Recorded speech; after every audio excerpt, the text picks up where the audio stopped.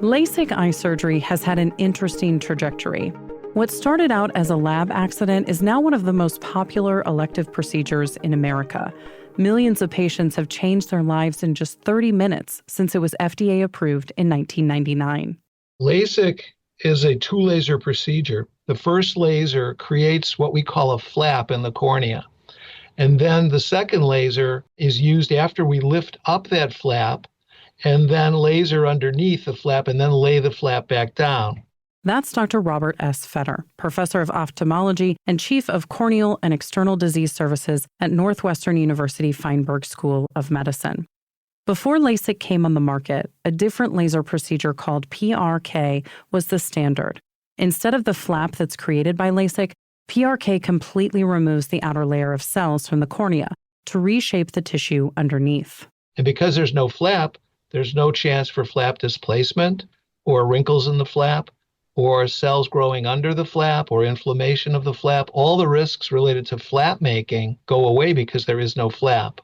Another way to look at this PRK versus LASIK is LASIK, if you were going to put underground sprinkling in your front lawn, you could roll up the grass, do the work, and then lay the grass back down.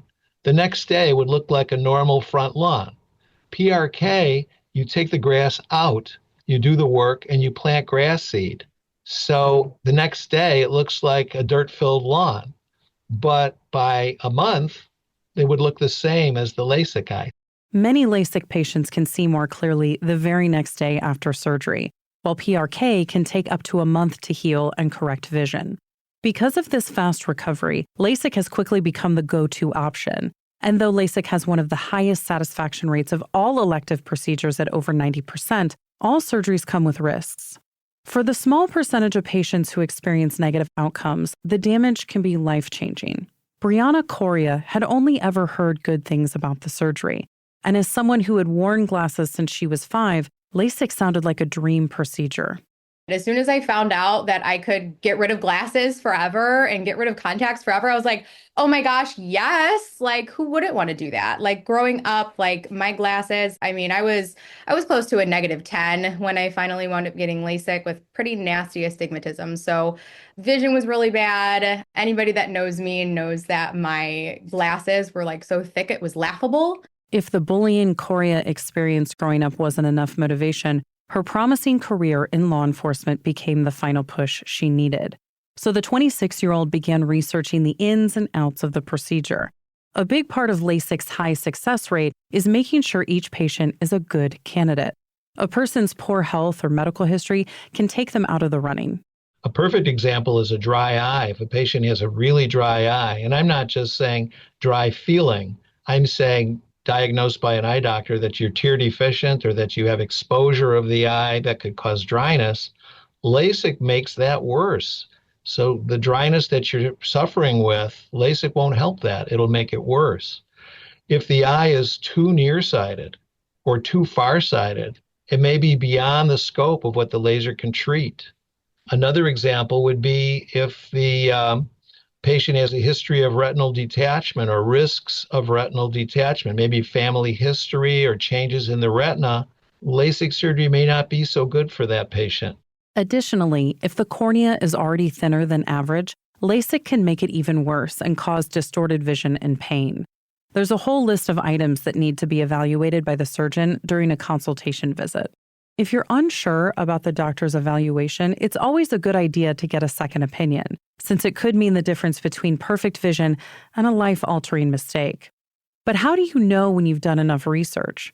Coria felt like she had done her best, using all of the tools at her disposal both online and in person. I thought that I had done the best research that I could, just scouring the internet and, doing all of that and bringing those concerns to my eye doctor and saying, hey, this is something I'm interested in, but I don't want to lose my eyes. Like, I don't want to go blind, because this is what I'm seeing online. And my doctor's like, oh, like, That's not something you have to worry about. It happens to such a small percentage of people. And the people that happens to, they probably went to some kind of like a back alley kind of surgeon or a Groupon surgeon. And then not only that, they probably didn't even follow their post-op instructions. So just go to a reputable place, follow your post-op recovery instructions, and you'll be fine. Don't even worry about it. Armed with newfound confidence, Coria went in for a consultation. They told her she was a perfect candidate and asked how soon she would like to schedule an appointment. Since first being approved, Lasik has only gotten better. Major improvements like active tracking systems have made the procedure safer and more effective. If patients are asked to look at a blinking light, but they look a little above it or a little below it, we have an active tracking device that's tracking the movement, so every laser spot is in the right place. But while Fetter has access to the most up-to-date technology, this standard isn't a requirement. Staying on the cutting edge of this procedure is expensive, which means that some doctors could be operating with older, less accurate equipment. Still, with more than a 90% success rate, who would think that they'd fall into that small, unlucky group, especially after doing everything right?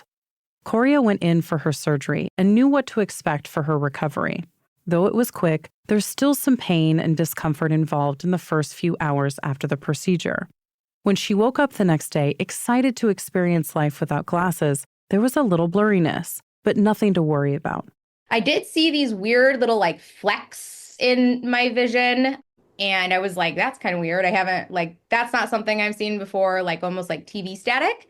And I'm like, that's really strange. I haven't noticed that before. But again, I was like, it's not even 24 hours after the surgery. It's probably supposed to be like that, and then I wind up picking up my phone and I'm seeing a weird drop shadow on like text, on like my text messages from people. And I'm like, God, that's weird. That's really strange. And then I'm like scrolling on TikTok and I'm seeing like a weird, almost like double of the picture and the text. It's like just seeing double of something else, but kind of in like a transparent way. It's like you're almost like crossing your eyes all the time. However, it still hadn't been even 24 hours after her surgery, so Coria decided to trust the process and continue following her post-op instructions. After a couple of days, some of the blurriness eased, but her vision at night had gotten much worse. As a police officer, you need to go into situations where it may be dark, or, you need to go into a dark room or a dark basement or, something like that. And I was like, I cannot safely go back to work like this. This is freaking me out. So I called the doctor and I was like, hey, doc, I'm freaking out. Can I please come back in? Can you look at my eyes? Because I'm not better and I have to go back to work tomorrow. And he was like, yep, come back in. But as Coria sat in his office and explained her worsening symptoms, she says he was quick to dismiss them as a normal part of the healing process. He suggested that she take a few more days off work. But when nothing had improved during that time, Coria was told these vision issues would probably resolve in a few months. Since she wasn't able to perform her duties, Coria went on short-term disability with the hope that her sight would improve as her eyes continued to heal. After 5 months, she sought out a third opinion. The new doctor confirmed her fears. There was damage, and it was irreversible. He said, the area that they corrected on you is too small. So when your pupils get larger, because there's a lack of light, it goes over that area that was corrected. So you're seeing undercorrected vision and your old vision, which was bad, at the same time. So that's why you can't see at night. That's why you have double vision. That's why you have text ghosting and like those fuzzy images, especially in darker environments or dimly lit kind of environments. This is permanent. It's not going to get any better for you. There isn't a surgery that you can go and fix this for you. You just got to kind of really learn to live with it. So after a total of 9 months, Coria chose to medically retire from her career in law enforcement. I wound up meeting with my union at the time, and we discussed all of my options. And I had a meeting with HR about potential accommodations. But let's be as honest as possible. How many accommodations can you give to a street cop? I'm walking around carrying multiple weapons on me at all times, and I need to act in a moment's notice. God forbid anything happens, and that's on me and it's on the department. You know what I mean? Like it was very unsafe to even think about accommodations for myself being on the street. Despite doing everything right, Coria ended up as one of the few patients who've been disabled by LASIK surgery. She's still working on figuring out what she wants her new life path to be, but has found purpose in her online advocacy. Coria uses social media to raise awareness for the very real risk people face when choosing to have this eye surgery. Since many of these dangers come from the flap that's created during surgery, Feder says people can avoid some of these fears by opting for PRK instead. Though it's a slower recovery and it has its own dangers that should be clearly understood by patients, PRK surgery could be a better alternative. What they need to know is you'll have about 70% improvement at a week and about 90% improvement at a month. And the last 10% would be over a 6-month period. So while the vision improvement is front-loaded, it's not like LASIK where in 2 or 3 days you're seeing 100%. So you have to be prepared for a longer postoperative recovery with PRK. But in the long run, for a particular patient with, say, a thin cornea or a small cornea or whatever the case might be, PRK might be the better way to go. As with any procedure, it's important to research your options, weigh the risks, and go to a physician you trust. You can find more information about Dr. Robert Feder, Brianna Coria, and all of our guests on our website, radiohealthjournal.org. For more behind the scenes, follow Radio Health Journal on Facebook, Instagram, and X. Our writer-producer is Kristen Farah. Our executive producer is Amira Zaveri. I'm Elizabeth Westfield.